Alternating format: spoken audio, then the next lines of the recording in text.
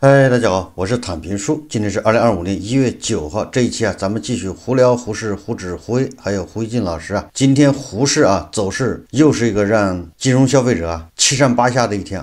今天没能延续昨天的这个反弹今天还来个低开震荡往下，下午是震荡往上，全天都是震荡，收市涨跌不一沪指跌了 0.58%， 深成指涨 0.32%， 创业板涨 0.11%， 沪深两市成交额是11000亿比昨天缩量。你不管怎么说你要看那个成交量的那个曲线显然已经下了个台阶，正在接近1万亿以内这个区域，在无限接近趋势就这么个趋势一旦落入到1万亿以内大家也知道后果是什么。两市是2700家个股上涨，这个缩量还是比较严重的这几天这个盘面都有一个特征就是上午好像是一盘散沙，就是这个盘面自由落体，然后它就是无序运动总体上是震荡向下。但是到了下午似乎某些资金接受到了一些命令，开始拉指数，都有这么个特点。是不是这个债市的资金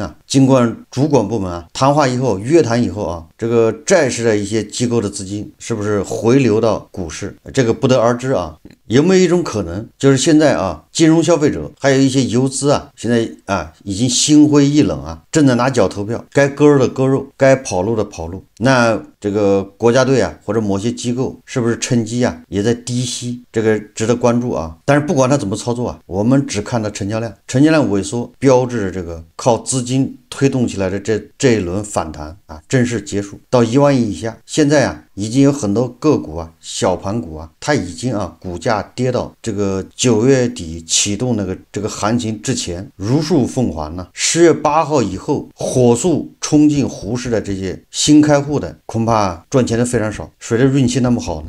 我在很久以前就说过了，无论它是牛市还是熊市，无论它是反弹还是反转，散户炒股大部分都是赔钱送钱。很多人不理解这一点，因为散户炒股不仅要看基本面，要看这个行情，散户还有一个敌人就是自己，散户还要跟自己的人性要做斗争。一入股市深似海，对吧？每个人都有贪婪的一面，还有恐惧的一面，贪婪和恐惧还会被胡适给放大，对吧？以胡一静老师为例，他最多的时候恐怕赚了7、8万、8、9万呢，那他为什么不走呢？1年多的时间他赚了8、9万，他一共投了70万，这个年化收益率差不多有10%了，少说有8%，这个投资还算成功的。他为什么不清仓，不落袋为安？现在你再看看估计他已经开始赔钱了，这就是贪婪，人性的贪婪。在他赔20%的时候，他天天琢磨的就是回本，等他回了本之后他又想赚点钱，对吧？等他赚了点钱之后，他想赚更多，本来想赚一部照相机，等他照相机赚到了之后呢，他想的是要赚一套学区房，你就是牛市你也做不到所以说这个散户为什么赔钱？因为他不仅要面对股市这些外在的，还要面对自己的内心如果运气好买了只股票涨停了，散户高兴之余往往他会自责买少了，对吧？只买了1/10仓位既然看好这只股票，我为什么不是全仓呢？我只买1/10的仓位，剩下的一半的仓位还空着的，然后剩下的40%仓位不知道买了什么乱七八糟的，还是赔钱，所以他会懊悔。快乐是短暂的等到他下次下定决心看好一只股票之后满仓买入，结果就吃了个跌停。我看网上有人买了什么纳斯达克什么 ETF 都已经翻倍了，但是他高兴不起来，为什么呢？就是因为买少了他更多的钱是在胡适这个当初鬼使神差的只买了一点点纳斯达克的 ETF， 他当时可以全部买的，实际上这都是内心的贪欲在作怪。这个现象我以前说过，它不光是炒股，它在生活中各个方面都会体现出来。比如你开车4车道老司机都知道，经常会出现你的车在哪个车道哪个车道慢，对吧？你一看左右2个车道都挺快的，就你这道慢，然后你好不容易死乞白赖的并到另外一个车道，好慢，你一并过去，一会儿你就发现你那道又慢了，别的道又是嗖嗖的往前跑，然后你就不停的这条道那条道然后在另外一条道切换，来回并线。你看像不像这个散户炒股小散户炒股就是一会儿买这只股票，对吧？过2天马上买那只股票，一看那只股票不涨，对吧？以前买的股票涨了赶紧追那只，这是一种心理现象就像爬山一样，你这个山，站在这个山上，总感觉别的山更高啊。光是最近这个咱们这个债市走牛啊，牛到这个监管机构泼冷水。这个野村证券的首席经济学家顾超民说啊，他说债券市场已经在告诉大国人民，你们正处于资产负债表衰退中。资产负债表衰退啊，这一术语是由顾超民推广啊，用于解释日本长期与通货紧缩的斗争，指的就是当大量企业和家庭同时减少债务并增加储蓄时，导致经济活动迅速下降的情况。也就是顾超民他说，你看看你们就是资产负债表衰退，因为资产负债表衰退，所以那个债市暴牛，10年期国债收益率只有1.5%几，也就是大量的资金对未来根本就不看好，知道未来啊，哪怕是利息快到零了，他还买这个债。今天有媒体报道啊，说专家建议尽快恢复 IPO 常态化。这是清华大学的叫田轩，他说啊，这个1月7号啊，在什么大国经济全球经济治理50人论坛上面说，尽快恢复 IPO 的常态化。没有任何一个学术研究发现 IPO 暂停对于资本市场股价有实质性的长期的帮助。这个田轩提到啊，去年有100家企业上市，节奏大幅度放缓，放缓到什么程度啊？大家还记得吧？本来疫情期间，咱们的资本市场是全球就融资能力最强的，就融资最多的一个市场，超过美国。我还做过节目介绍过。但是自从2023年底开始啊，2023年下半年股市啊一路创新低，导致 IPO 啊相当于暂停了，导致什么？导致2024年印度啊成为仅次于美国的全球第2大股票融资市场。咱们在疫情期间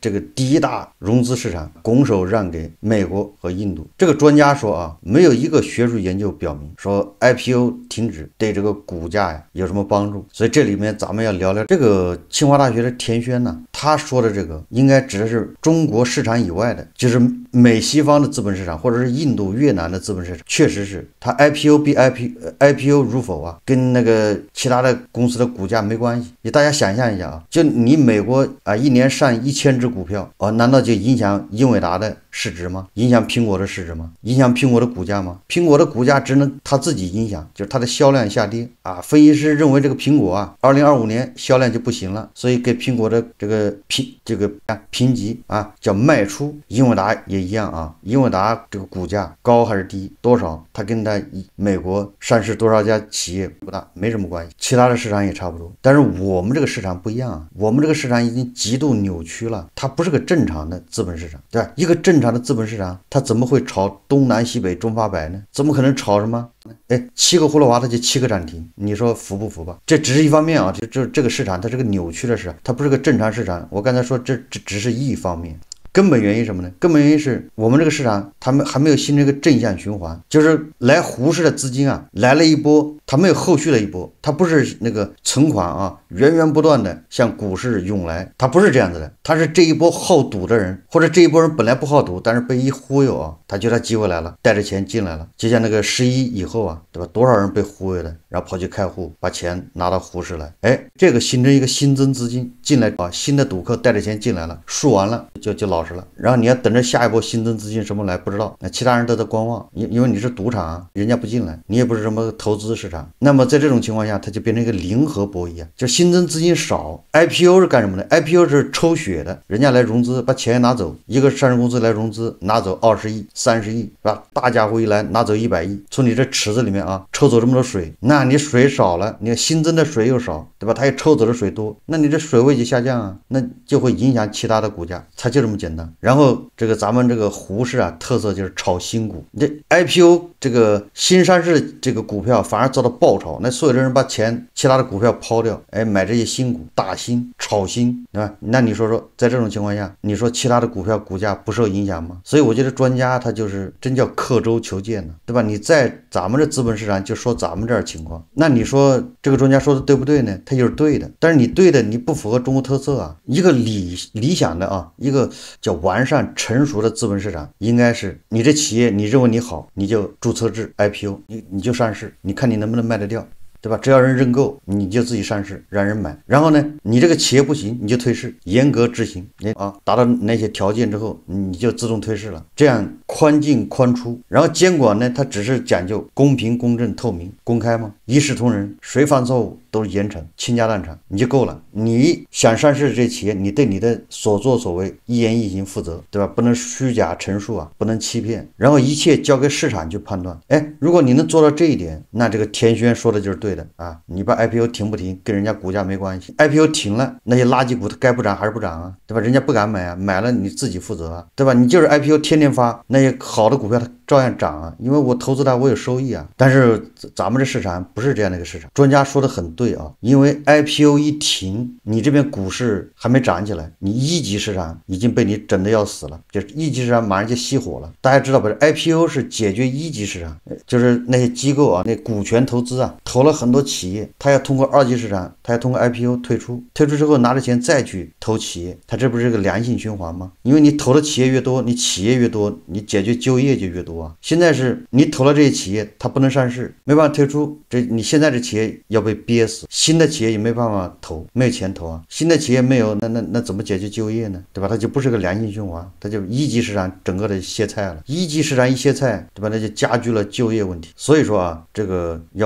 发展壮大完善资本市场对经济是非常有必要的，而且非常就是当务之急啊。但是我们问题就出在这个二级市场，就出在这个胡适上面，对吧？胡适它变成了一个难点，一个毒点。你看昨天咱们说了，胡适为什么搞不好啊？每一只 IPO 的股票后面它都有一个神仙。你再看看啊，今天我看这个长江商报报道啊，1月8号晚间，东吴证券披露公司收到证监会行政处罚决定书。中国证监会指出，东吴证券这是券商啊，在为国美通讯2020年非公开发行股票提供保荐承销服务过程中，未勤勉尽责，未审慎核查发行募集文件的真实性、准确性，出具的发行保荐书等文件存在虚假记载。同时，东吴证券未在紫鑫药业2014年非公开发行股票提供保荐服务过程中未勤勉尽责，出具的发行保荐书等文件存在虚假记载。中国证监会决定对东吴证券责令改正，给予警告，针对国美通讯项目没收保荐业务收入94.34万元，并处以100万元的罚款啊，没收承销业务违法所得471万元，并处以50万元罚款。针对紫鑫药业项目没收保荐业务收入206.8万元，并处以413万元罚款。不仅如此，东吴证券4名保荐代表人均给予警告，合计罚款170万元。综上两单项目中，东吴证券及保代合计罚没1506万元。这个国美通讯啊，已经退市了，锁定退市，它就是前首富啊黄光裕的。2020年国美通讯增发里面有虚假记载，就是撒谎了，作假了。2014年呢，就是11年前紫鑫药业上市，又是虚假记载，作假，对吧？这个都涉及到东吴证券，它是券商，它有督导义务，叫保荐书，相当于东吴证券担保啊，保证啊，它这个没问题啊。问题是东吴证券就罚了1500万，两个啊11年前撒谎，然后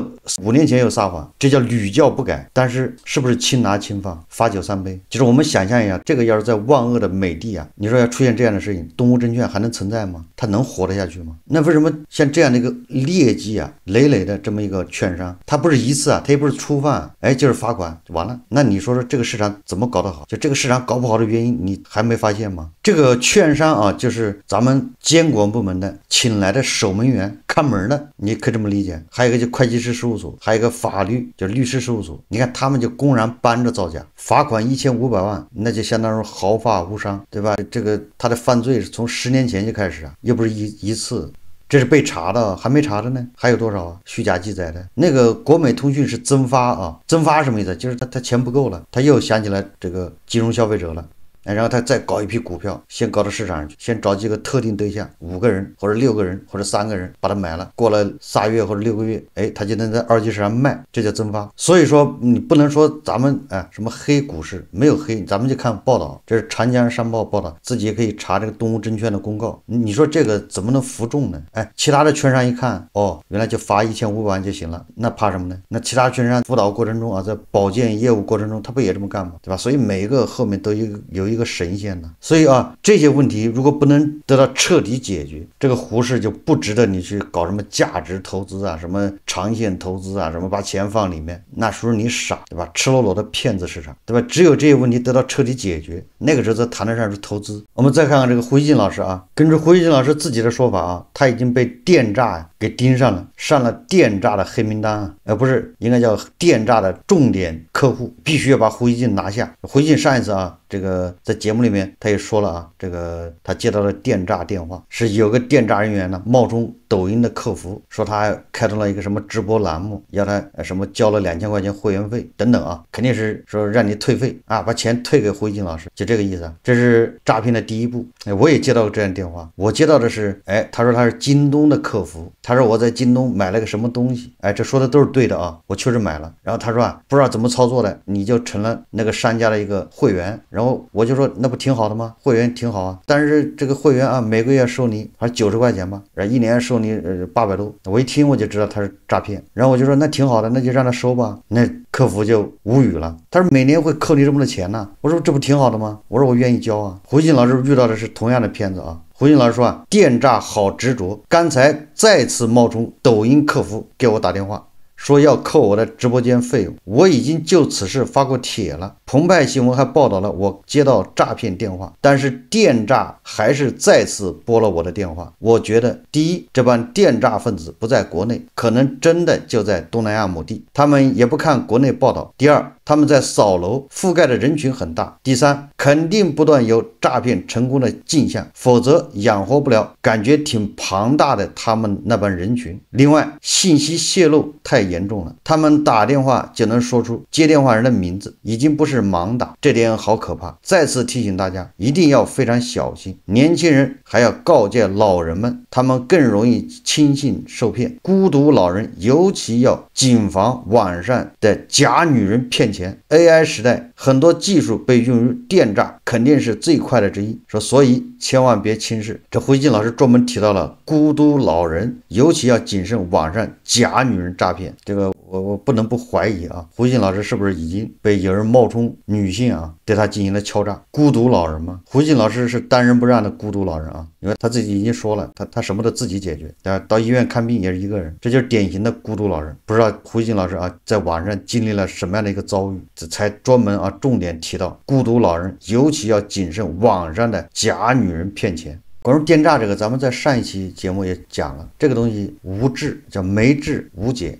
在其他的民族，这种事情恐怕有啊，但是比较好解决，好治。但是到我们这儿就变成一个癌症，治不了。就我已经看明白了，为什么治不了，对吧？上一期节目说了，就是有人需要我们像个傻子一样，便于收割啊。但是他们也不希望那骗子来收割，那不就是你属侵吞国有资产，属盗窃，那当然严厉打击啊，对吧？他们只是不想让骗子让他们来割，但是韭菜你还得是韭菜，对吧？你最好是做个不聪明的韭菜，这样比较好。在本质上就是这个本质啊。所以胡锡进老师啊，他也只能提醒大家注意，这都属于事后啊叫解决。